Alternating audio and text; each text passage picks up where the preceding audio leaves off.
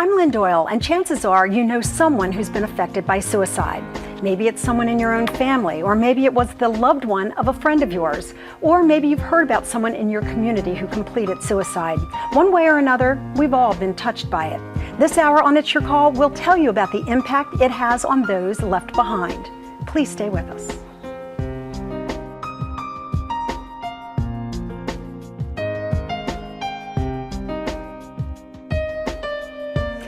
Hello again, everyone. Thank you for joining us. As I said, I'm Lynn Doyle, and our topic this hour is coping after suicide. While there are about 30,000 suicides each year, do you know that there are nearly 5 million people in this country who are mourning the victims of those suicides? And each one of them will tell you that it's a painful loss that is indescribable, its effect far-reaching, and its impact lifelong. My first two guests can sadly attest to this. Donna Vucekic watched in horror as her husband put a gun in his mouth and fired. The terror of that moment 3 years ago is as vibrant today as it was then.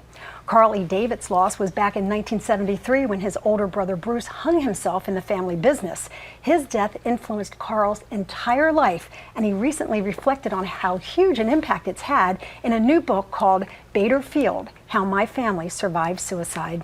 Donna, Carl, thank you so much for agreeing to talk about these tragic events in your personal lives in an effort to help others. I appreciate it very much. Thank you for having us. Donna, when I heard your story, I was so moved because not only did you experience the loss of your husband, but you watched it happen. And you say the terror of that moment lives on in your mind and your heart even today.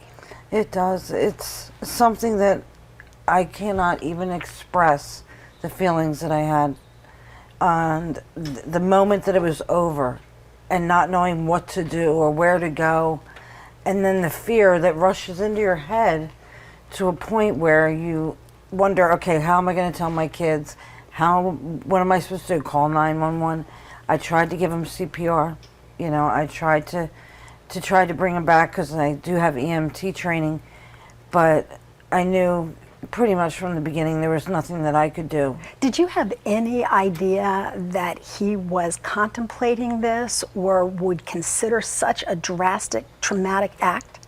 I never thought that he would do something like that at all. And when he pulled out the gun, I kept thinking to myself, well, this is just him. You know, he's angry, he's upset about something, he got hurt at work, and that he was going to, you know, just use it to scare me. Mm-hmm.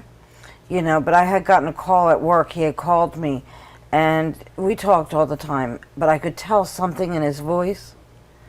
So I left work right away and went straight home. And did you have a premonition of sorts that something was different, that this pain that he was expressing to you was different than previously? Absolutely. I could feel it. And it's, you know, it's something like when you feel with your children or you feel with your spouse. And we were married for over 20 years. So I knew everything about him. I knew, you know, his voice, his tones. But you didn't know that he would take his own life. I had no idea that he would do this. And while it's been 3 years and every day you are dealing with this, does it ever get any easier? It gets easier to get past that actual moment because it does fade. But every time I look at my sons, I think about the pain that they went through. And continue to go through. Yes. And how I can't take that away as a parent. And they have to live with that. Absolutely. As much as their father may have loved them or they loved him, they still have to live with the loss and the fact that he made that decision. That makes it tougher, doesn't it? It does. The hardest thing is that he chose to leave. You know, I'm going to fight for every moment that I can be here with my sons. Right. But he chose to leave. And anger is a big part of where I'm at right now. And we're going to talk about that later in the show. In fact, if you have experienced this and have advice or words of comfort or your experience that you think could help other people, we are going to ask you to tell us about it later on in the show. Plus, we'll have some experts here with us to help you if you're experiencing some of the things that our guests here are as well. Anger is something that they say, Carl, you know, comes at a certain point as you are recovering. You've experienced since 1973 a myriad of emotions, I imagine anger being one of them. Absolutely. Anger was after shock the first reaction, sadness. It's all mixed together. I think that anger and sadness are fairly much the same sides, opposite sides of the same coin. And anger is just you get enraged and you feel as if you've been abandoned and you're just kind of left alone. You know, you're thinking it's a very selfish act that someone has done, not to themselves, but to your family. I mean, when they take their life, they don't die alone, they take their family with them. You know, I think that's a very compelling statement, and one that we hope will stay in the minds of anyone who is depressed at this time or contemplating suicide, because really the impact isn't just on them by taking their own lives, it's on everyone who cares or loves them. It is. It surrounds a whole circle of people around these people, and I think that at the time they're in such a state of despondence that they don't really see beyond that, and their pain is overwhelming, and they can't really see that they're going to do something that will affect everyone around them, people who love them. And I think they fail to see that there are people around who love them. Your brother hung himself in the family business, and it was your father who found him. And for years, he couldn't return to that part of the building.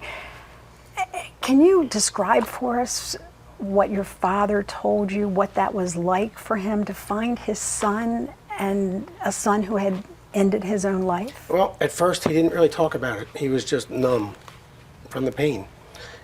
And it took, as you say, a long time for him to be able to go back, even to the gallery. It took a while. And I remember the first time he came in and I was there, he was wearing sunglasses and he was enraged.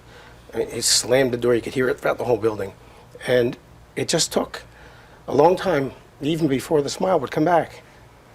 You sometimes even feel guilty smiling after a situation like that, don't you? I mean, it's hard for you to enjoy life because you feel like you're somehow being disrespectful to the person who left. And a lot of it too is seeing the world go on. You're still in this grieving state and you're watching people cut their lawn, go to the grocery store and continue on with their life. And you're still in this whole bubble of hurt. And after someone leaves or after they die, a lot of times you'll have people that stay with you. I had people there for 3 or 4 weeks. But then after that time period is over and you're all alone, it's a whole new ball game.